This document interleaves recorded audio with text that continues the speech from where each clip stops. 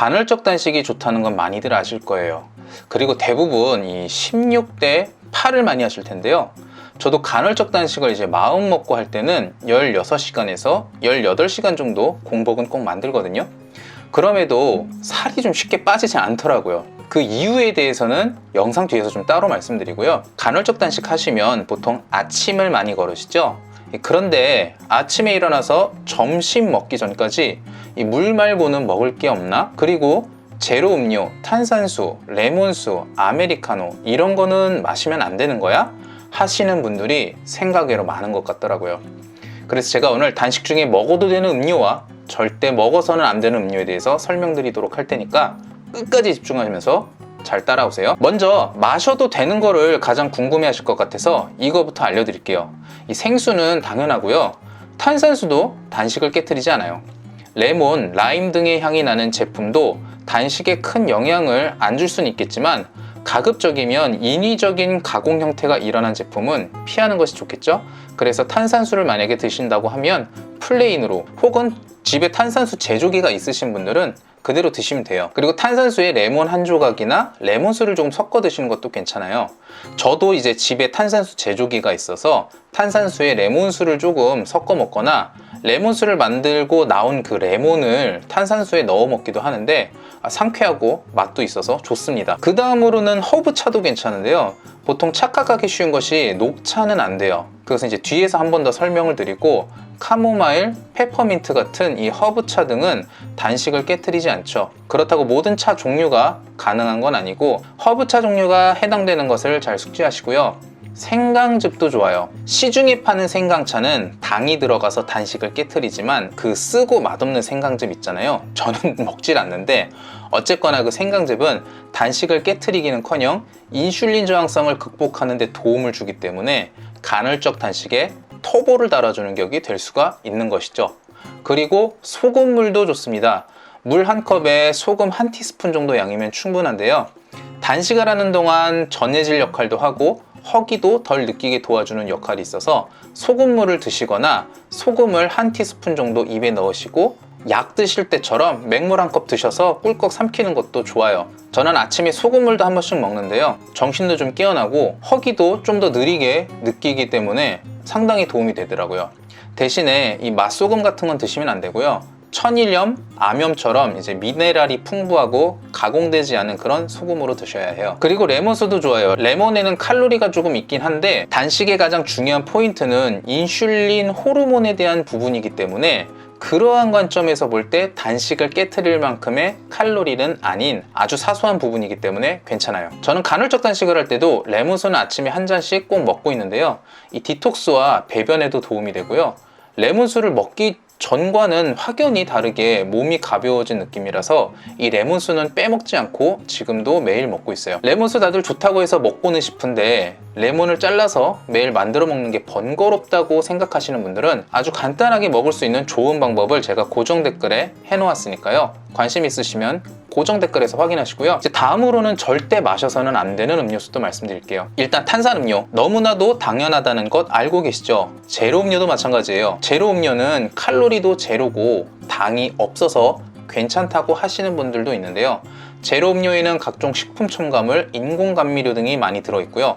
이것들은 인슐린 저항성에 영향을 미치는 성분들이에요. 그런데 그동안 콜라, 사이다 등 각종 탄산음료에 너무 중독돼서 탄산음료를 당장 끊는 게 힘들다고 하시는 분들은 이 간헐적 단식 16대 8 중에서 우리가 먹는 시간인 8시간 사이에 어쩌다 한 번 정도 먹는 것은 약간 언발의 오줌 누기식처럼 임시 처방과도 같이 드실 수는 있겠죠. 그러니까 이 탄산음료를 끊는 과정 중에 약간 금단 현상 극복한다처럼 생각하시면 되겠고요.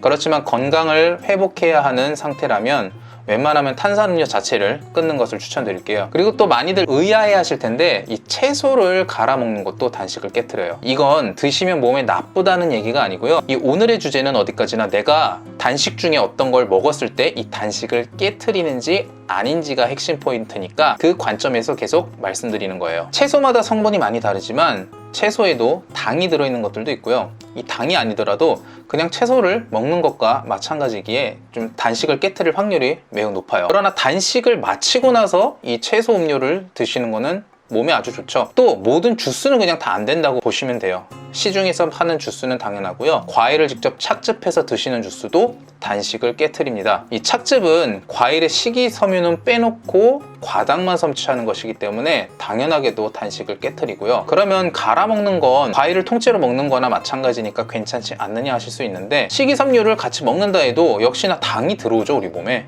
그래서 단식을 깨트려요. 다시 한번 말씀드리지만 과일 자체가 몸에 나쁘다는 게 아니고 단식을 깨트린다는 걸 말씀드리는 거예요. 게다가 갈아 먹거나 착즙해서 먹는 경우는 액상으로 먹기 때문에 그냥 과일을 먹는 것보다 흡수가 빨라서 혈당 수치를 급격하게 올릴 수 있고 인슐린 호르몬 분비에도 영향을 미치죠. 그 다음으로 술도 당연하게 안 돼요. 앞에서도 말한 것처럼 단식을 하는 큰 이유가 인슐린 호르몬에 대한 이슈가 핵심 포인트 중에 하나인데, 술은 간에 부담을 주기 때문에 단식의 효과를 절대 볼 수 없죠.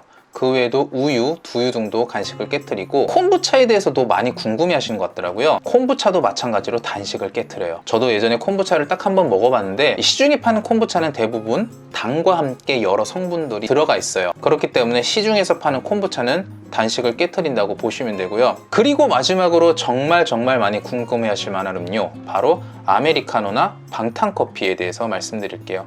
얘네들은 조금 애매모호해요. 단식을 깨트리는 역할에서 줄타기를 하는 애들이라고 할까요? 인슐린 민감성이 높은 분들이라면 아메리카노나 방탄커피를 드셔도 단식을 깨트리지 않을 확률이 매우 높지만, 인슐린 저항성이 높은 분들은 반대로 단식을 깨트릴 확률이 매우 높아요. 특히 커피는 코티솔 호르몬의 증가를 가져오고, 이 코티솔 호르몬의 증가는 인슐린 분비를 수반하기 때문에 인슐린 저항성이 높은 분들이라면 안 드시는 것을 추천드리죠. 저도 간헐적 단식을 할 때 커피를 먹은 날과 한 잔도 안 먹은 날에 뱃살에서 느껴지는 그 무게감이랄까? 예전보다 체중이 늘어서 먹는 거에 따라 내가 복부에 느껴지는 느낌이 다른 거를 느끼시는 저 같은 분들이라면 이게 무슨 얘기인지 아실 텐데요. 어쨌거나 커피를 먹은 날과 한 잔도 먹지 않은 날은 그게 확실히 다르더라고요. 인슐린 호르몬 작용에 문제가 없는 분들이라면 방탄커피나 코코넛 오일, 녹차, 홍차, 사골 국물들이 단식 중간에 에너지를 보충해주고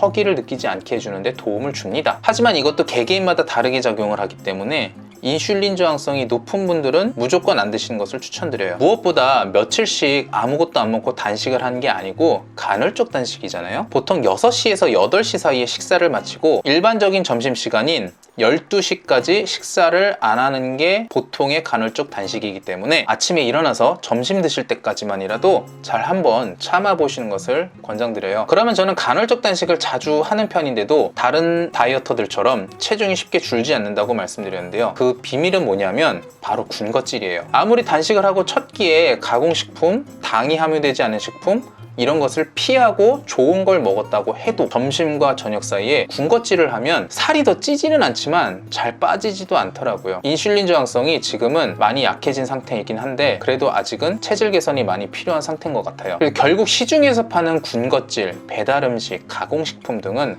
멀리하는 것이 답이라는 것을 머리로 알고 있었으면서도 결국 제 몸으로 한 번 더 확인을 했죠. 그리고 현재 제가 감자 다이어트를 하고 있죠. 레몬수와 감자 외에는 아무것도 먹지 않는 건데요. 이번 주는 제가 실험을 한 가지 했어요. 원래 저는 아침을 거르기 때문에 저녁에서 점심까지 공복 상태가 보통 최소 12시간에서 14시간은 가지게 돼요. 그런데 이번 한 주간은 아침에도 감자를 먹어봤어요. 그리고 배고프면 시간에 관계없이 먹어봤죠. 그러니까 꽤 자주 꽤 많이 먹었던 건데요. 물론 딱히 배고프지 않으면 안 먹었기 때문에 하루에 2끼 정도 먹은 날도 있었지만 횟수, 양, 시간 모두 자유롭게 먹어봤어요. 그런데도 놀라운 결과를 확인할 수 있었는데요. 지난주에 몸무게가 84.1kg이었는데 이번 한 주간의 변화를 살펴보니까 81.8kg인 것을 보고 저도 적잖게 놀랐어요. 다음 한 주간은 간헐적 단식의 패턴으로 이렇게 해보려고 하는데요. 얼마나 감량이 될지, 그리고 이참에 집에 인바디 체중계도 하나 놓고 체지방량도 좀 같이 측정을 해야 되는 것이 아닌가 하는 생각까지 드는데요. 이번 한 주간은 추석이 끼어 있어서 감자만 먹을 자신이 솔직히 없긴 해요. 근데 어떻게든 잘 버텨보겠습니다. 만약 추석 연휴에 감자만 먹는 걸 실패한다면 그것도 그대로 같이 솔직하게 공개해 볼게요. 오늘 영상은 여기까지고요.